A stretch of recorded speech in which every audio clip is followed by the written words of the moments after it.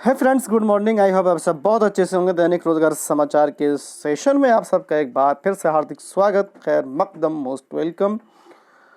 दोस्तों, आप जानते हैं कि इन दिनों संयुक्त प्रवेश परीक्षा बीएड 2022 की जो काउंसलिंग है वो चल रही है।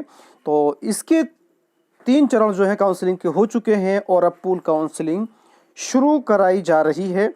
तो रुहेलखंड विश्वविद्यालय को पूल में 1 लाख से अधिक विद्यार्थियों के शामिल होने की उम्मीद है और जो पूल काउंसलिंग है वो 7 नवंबर से आयोजित कराई जाएगी। अगर आप पिछली काउंसलिंग में शामिल थे और किसी वजह से आपने काउंसलिंग में हिस्सा नहीं लिया या किसी वजह से आपकी जो काउंसलिंग है वो छूट गई है, तो आप इसके अंदर हिस्सा ले सकते हैं और बीएड के अंदर आप एडमिशन ले सकते हैं।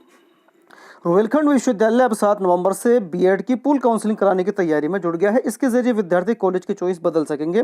विश्वविद्यालय को उम्मीद है इसमें 1 लाख से अधिक विद्यार्थी शामिल होंगे। आखिर में डायरेक्ट काउंसलिंग होगी। इससे विद्यार्थी कॉलेजों में सीधे दाखिला ले सकेंगे। इसके लिए 560 रुपये शुल्क जमा करना होगा। इस समय बीएड काउंसलिंग का चौथा चरण चल रहा है, लेकिन काउंसलिंग में करीब 1 लाख विद्यार्थी ही शामिल हो पाए हैं। 7 नवंबर से पूल काउंसलिंग शुरू होगी जो 1 सप्ताह चलेगी।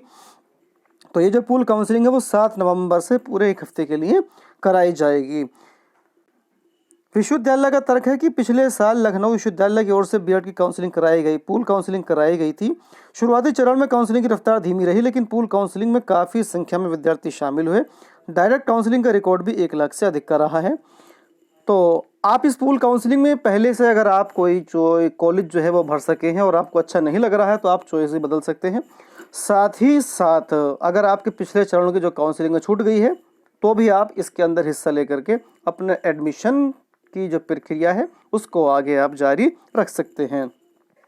तो आगे भी इसी खबर को जो है वो दिखाया गया है कि बीएड की जो पूल काउंसलिंग है वो 7 नवंबर से है। विद्यार्थी जो है इसमें बदल सकेंगे, कॉलेज की चॉइस भी और नए एडमिशन भी ले सकते हैं। और शिक्षा में सुधार की कोशिशों पर विवाद का गिरहण जो है वो लगातार बना हुआ है उत्तर प्रदेश के अंदर। तो उसी को जो है यहाँ से आप देख सकते हैं। और तकरीबन 4 साल से प्रधान अध्यापकों की भी नियुक्ति जो है नहीं हो पा रही है।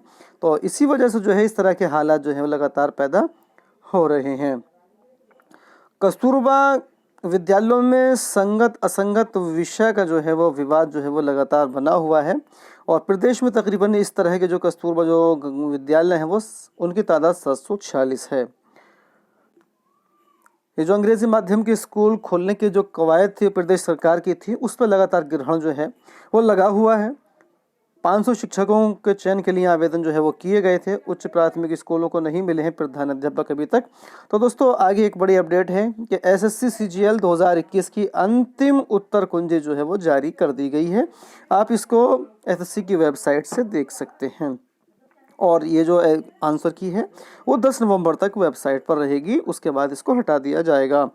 और दोस्तों, बीएड के विद्यार्थियों को अब हिंदी में मिलेंगी पुस्तकें। अब से पहले मध्य प्रदेश के अंदर एमबीबीएस की पढ़ाई जो है वो हिंदी में शुरू करा दी गई है और उत्तर प्रदेश के अंदर भी जो है एमबीबीएस की जो पढ़ाई है उसको हिंदी माध्यम से कराए जाने का प्रयास जो है वो चल रहा है।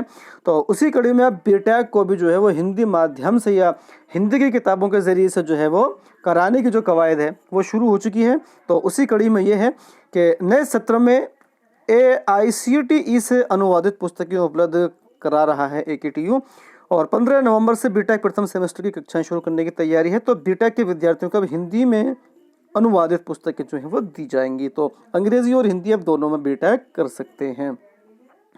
तो दोस्तों, इस वीडियो में इतना ही। वीडियो अच्छी लगे तो लाइक कीजिएगा, शेयर कीजिएगा, साथ ही साथ इसी तरह की दूसरी अपडेट्स पाने के लिए चैनल को सब्सक्राइब करना ना भूलिएगा। Thank you.